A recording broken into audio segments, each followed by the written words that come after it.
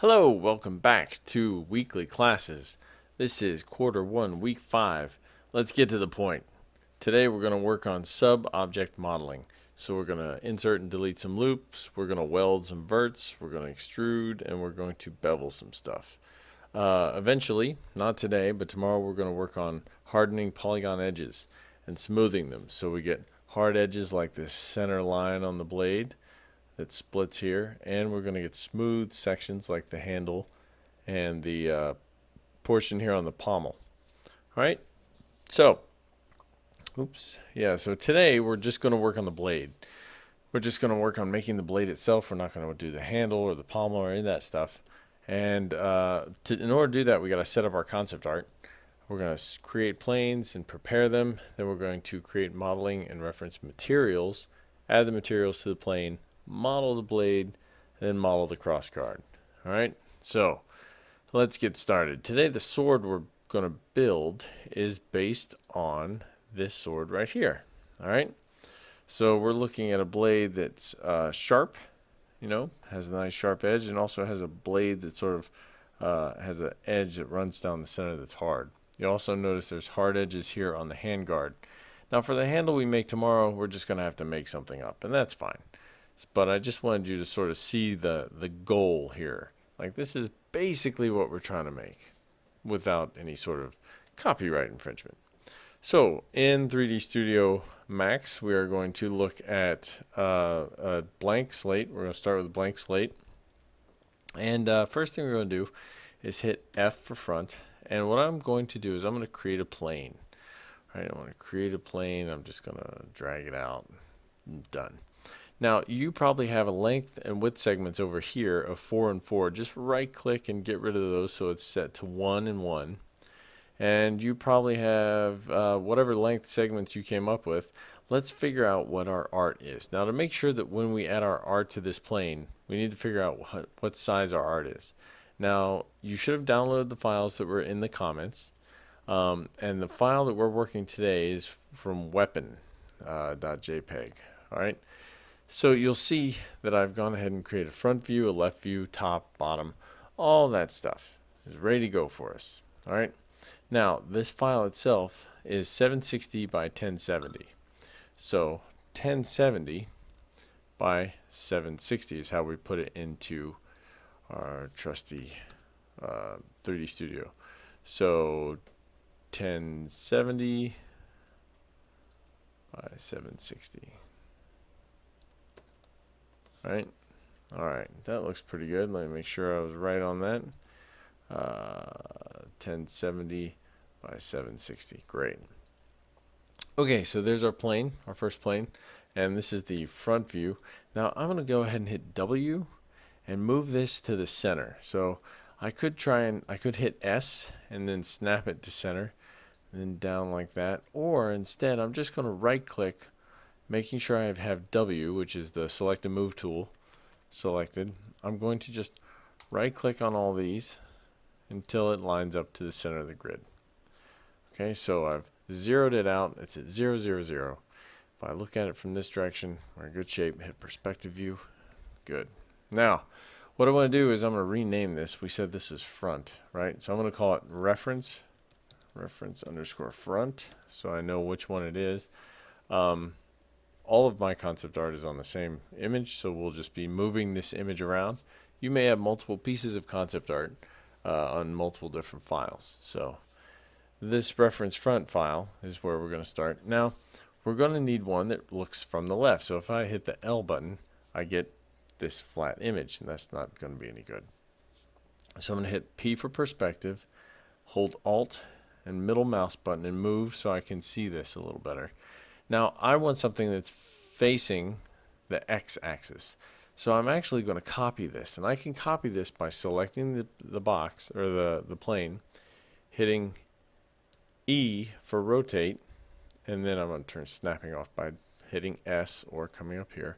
I'm going to leave angle snap on though, so you can toggle it with the A key.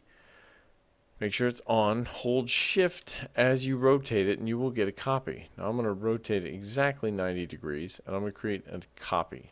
I could, in this case I might be able to do an instance, but for today we're going to do a copy, and we're going to change the name to reference left. Click OK. And now from here, I'm going to go ahead and grab the same left file, and then I'm going to hold shift and drag along this center green circle, alright, so that I create another copy, 90 degrees, and I'll call this reference top. So now from the top view you can see I've got something to look at too. Okay, great. Now, while they're all here, and hit F for front, P for perspective, then hold Alt, middle mouse button, and rotate around. While they're all here, I'm going to modify one of their settings. So I'm actually going to hit Q to go into select, rectangular selection. Alright, hit Q. And I'm going to marquee select, which means left click and drag a box around all three pieces. Now, if you hit the number 7, you should toggle your statistics. If you don't have statistics, we should probably turn them on real quick. It takes only a second.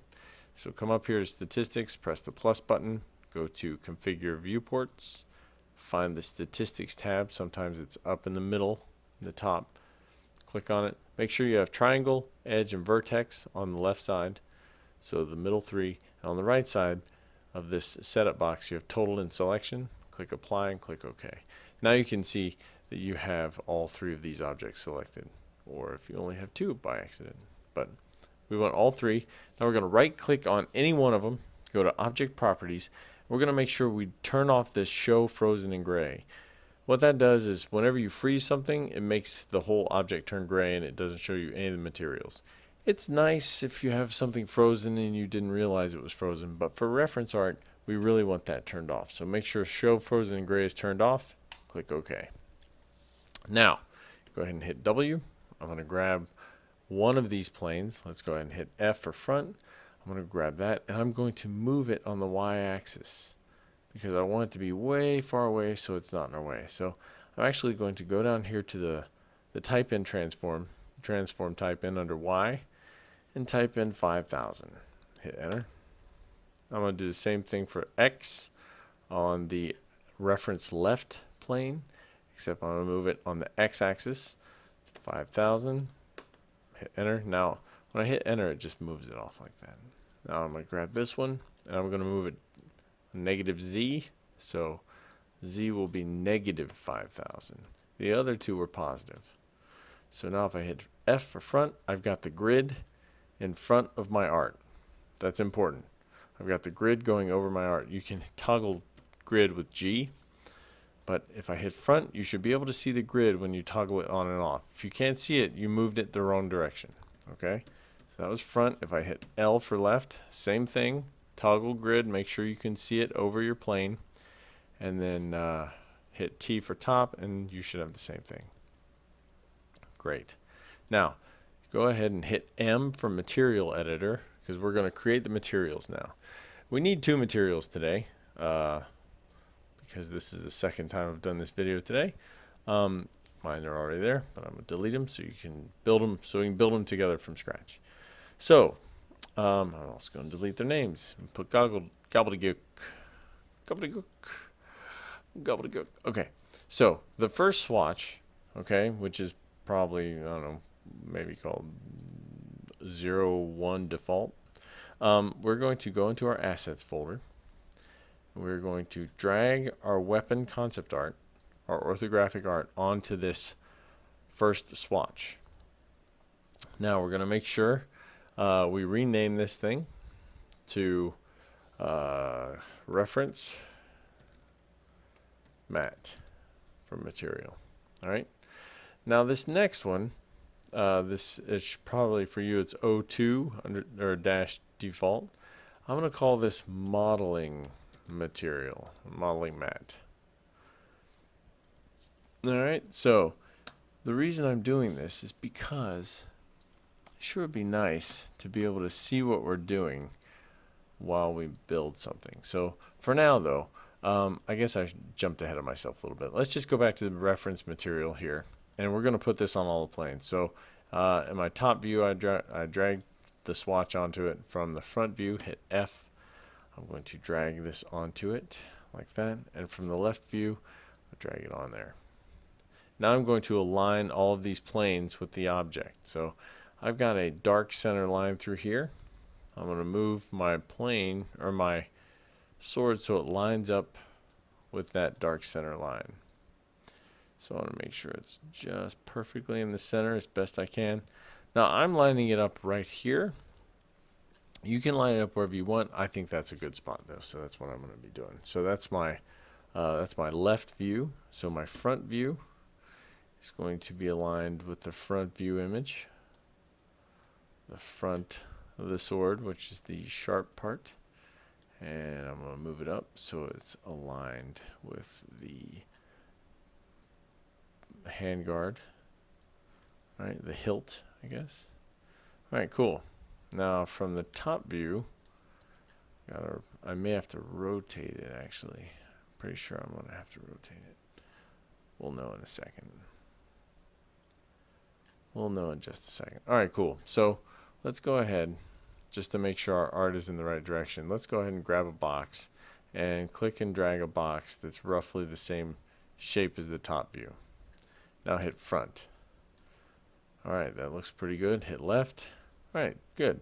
So that's, I mean, it's bad, but it's okay because at least it's wider in the left view than it is in the front view. In the front view, it's very skinny, and that's basically what we want. All that means is the top view is basically right.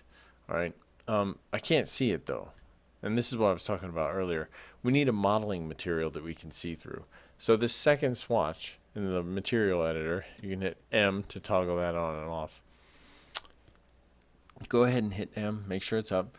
Click on your second swatch, your second sphere up here, and pick a color under diffuse.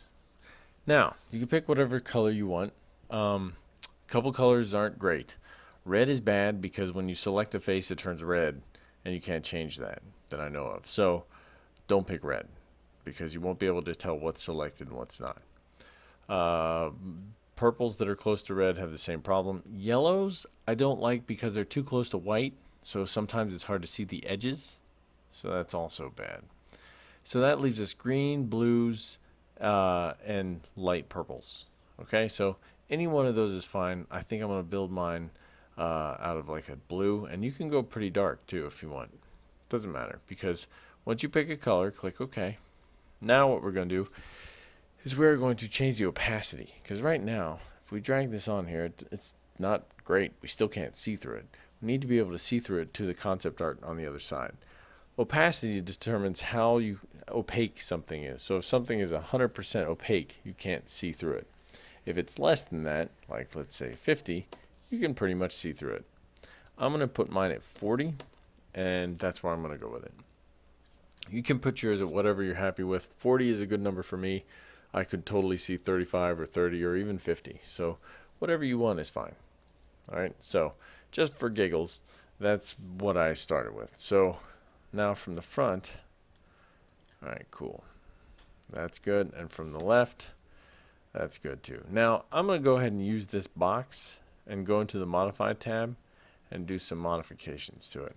Okay, so I'm going to make sure it's set at 0, 0, 0.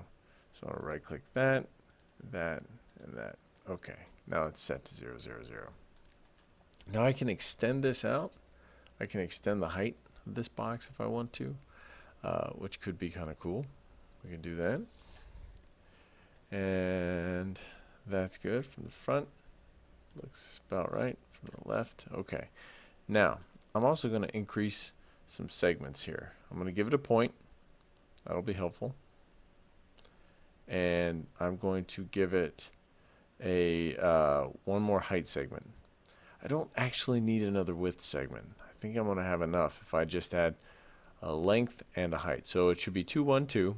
Now from the front, you can see that I've got basically a box. Now from the left view, I'm going to start modeling a little bit. So I'm going to hit right click, convert to editable poly.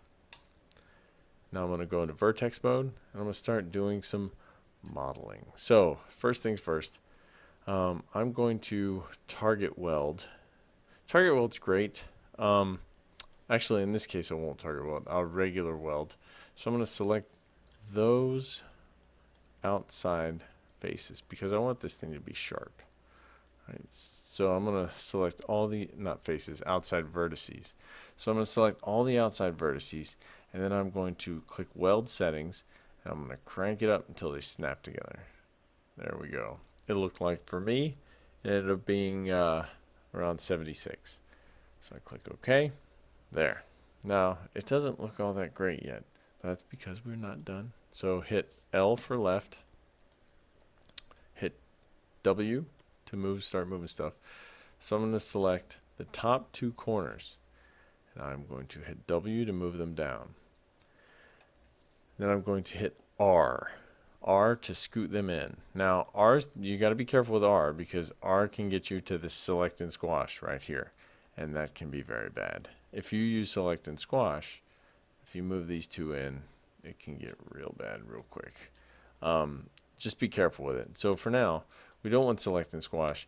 Any of the others will do. Select in uniform or non.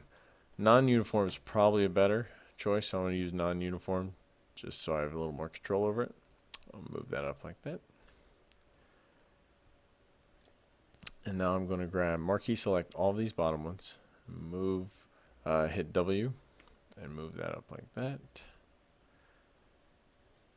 Alright, cool. Now, to make this nice and sharp, I'm actually going to target weld from here to there. So target weld from here to there and from there to the other side. Cool. Once again, from the left view, I'm going to turn off target weld, grab my vertices.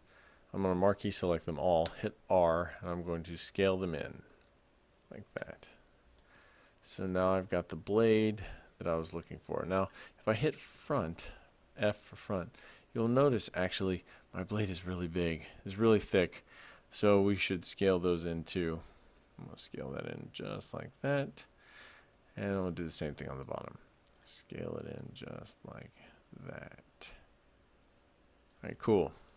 Now, from the front, left, looks pretty good. Except we actually have this little piece that the blade goes into. This little gold piece. It looks like it's part of the hilt, but we're actually going to make it separately. Or we're not going to make it separate. We're actually going to make it part of the blade itself. So I'm going to hit W while I have these 1, 2, 4 selected. You can see up here 4. I'll move them up so they line up with that. And we're ballparking here. So don't worry if it's a little bit off. It's close enough.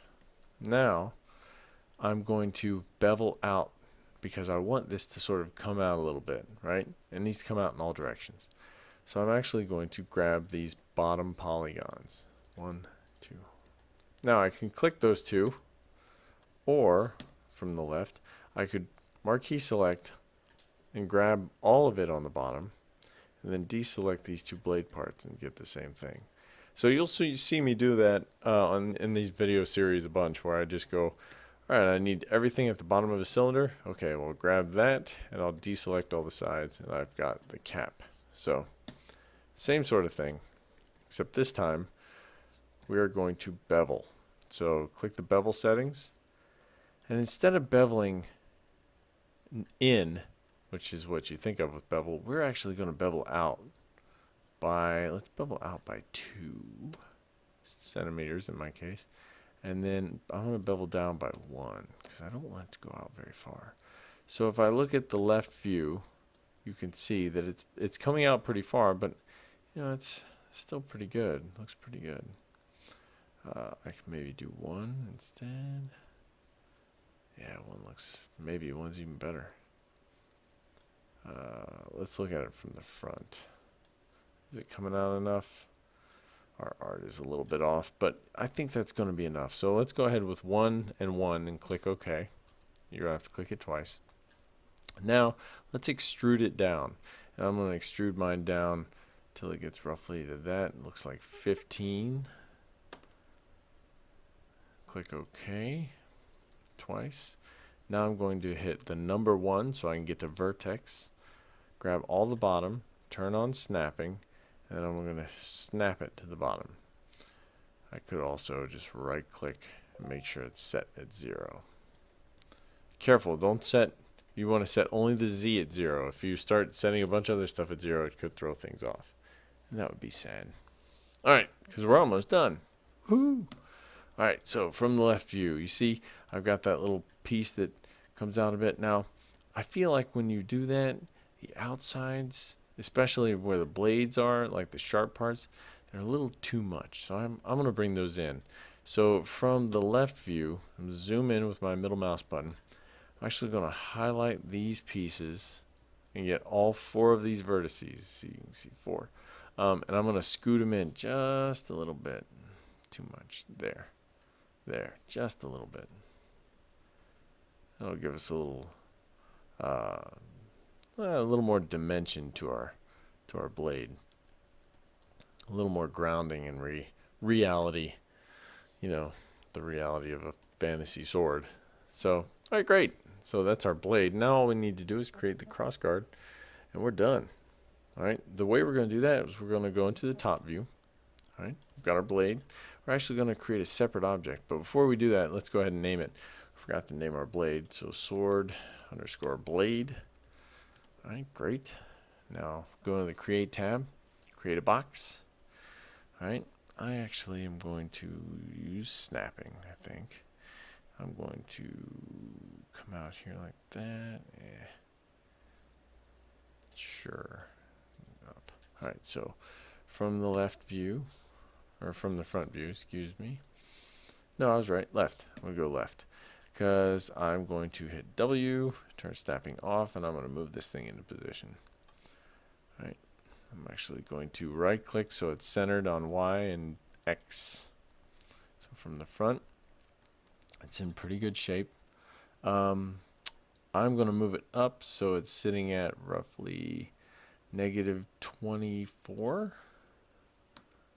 For me, that seems pretty good, which means it's going to be 24 units tall. So height, let's set to 24. There we go. And then you can get rid of some of your segments. I've got too many right now. Might as well get rid of all of them. That way we can build it from scratch and just have more control over it. So front. Alright, it looks pretty good. If you wanted to extend the width out a little bit to like 50, that would make sense to me. So we're adjusting it out to 50, and let's say a height of 25 because it's a more round number. And then I can move it down to -25. Okay, cool. That's all the fiddling I'm going to do with it. So now if you look at this thing from the top, you'll notice that I need to make sure I've got a better material on there. You'll notice that I can see through it, and you'll also notice that the middle part's a little fatter than the outside. Now in order to get this, we need to make sure that, and you'll notice that my art just isn't quite lined up perfectly. I could probably just move it. That's probably what I should do. Move that down a little bit. I forgot to put my art on a separate plane. Naughty. Alright, close enough. Front. Move that over a little bit. Just a little bit. There. And then left. Left is good. Alright, cool. So let's go ahead and fix our art problem so we don't run into problems later. I should have done this earlier. I meant to do it earlier, but I forgot. So now, let's go to Manage Layers. Pop that on. Select that. Now, we really need to select all these reference images. So let's do that first. So go back into your Create tab over here. In your Create tab. Click anywhere and zoom out. We just want the art. Alright. So I'm going to select these two planes and this plane. You can also do this by hitting H on the keyboard, and that'll bring up your select button, and you can just click and shift select, click OK, and that automatically selects it. Go into your Manage Layers button up here, and then we already have these selected, even though you can't really tell. See these three, and then go ahead and create new layer containing selected objects, and call this reference layer. reference underscore layer. Okay, done. Now we can freeze these like we intended to earlier, a long time ago. Now be careful. When you create a new layer, it automatically highlights that as the active layer, which means everything we make will be put on there, and we don't want that. We want that on the default for now. And then we're done. All right, great. So now I can't click on these anymore because they are frozen. And you can't see, you can see them because I didn't, I remember I went into object properties and made sure that you could see through them, or that they didn't turn gray when they were modified. So select your sword and hit Z. Now back down to the handguard. We are going to select just the handguard, go to the modify tab, convert it to an editable poly. So convert to editable poly, go to edge, and now the first thing we're going to do is just highlight any of these edges along here. Make sure you don't get a cap on this side, just get these center edges. Then go to loops up here under modeling tab, loops, insert loop. Now insert a loop in the center. And we're going to do the same thing for both of the other sides that we just created. All right, I'm going to do it at the same time, insert loop. So now we have 3 loops through there. Now if you go to the top view, we're going to go back into vertex mode. First thing I'm going to do is grab these inside ones, hit R, and scale them out just a little bit. All right, and then I'm going to marquee select the bottom 2, actually 8, marquee select the top 8. The same sort of thing, in a little bit, and then hold Alt, deselect all of these middle ones so we just have the outside, and then we're going to scale those in a little bit, like that. Cool. It's subtle, but it'll be a nice thing. Let's call this handguard. So sword, S-W-O-R-D, handguard. I think it's one word. I'm not sure. All right, cool. Now let's put a different material on it. Just put this 03 default on there so we can see it. All right, perspective mode, so we can sort of see the blade that we've created. It's a good start. It's a good start. Good work for today. You can see we've got some hard edges down there where we created new stuff. The blade itself doesn't have that line that we wanted, but you know, we have to have something to do later, right? So tomorrow we're going to make some more hard edges. We're going to make the handle, and we'll finish this bad boy up. All right, thanks for watching, and I will see you tomorrow. Oh, don't forget, save your work. So go ahead and save. I want to save mine as day 1 finish so you can have it. Yes, I'm going to replace it. Like I said, I just did this. It's ready for you, so I'm going to save it again, and we're ready to go. So I will see you tomorrow. Thanks for watching.